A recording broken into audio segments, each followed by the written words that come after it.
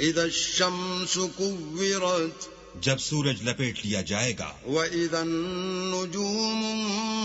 انكدرت اور جب تارے بے نور ہو جائیں گے، واذا الجبال سيرت اور جب پہاڑ چلائے جائیں گے، واذا العشار عطلت اور جب بیانے والی اونٹنیاں بیکار ہو جائیں گی، واذا الوحوش حشرت اور جب وحشی جانور جمع کیے جائیں گے، واذا البحار سجرت اور جب دریا آگ ہو جائیں گے، واذا النفوس زوجت اور جب روحیں بدنوں سے ملا دی جائیں گی، واذا الموءودة سئلت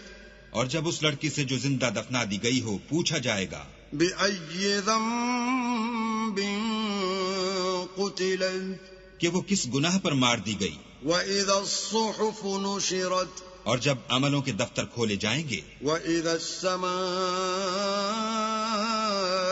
كشطت اور جب آسمان کی کھال کھینچ لی جائے گی، وإذا الجحيم سعرت اور جب دوزخ کی آگ بھڑکائی جائے گی، وإذا الجنة أزلفت اور بہشت جب قریب لائی جائے گی، علمت نفس ما أحضرت تب ہر شخص معلوم کر لے گا کہ وہ کیا لے کر آیا ہے۔ فلا أقسم بالخنس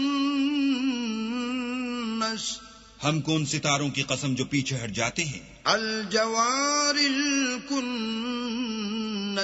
اور جو سیر کرتے اور غائب ہو جاتے ہیں، واللیل اذا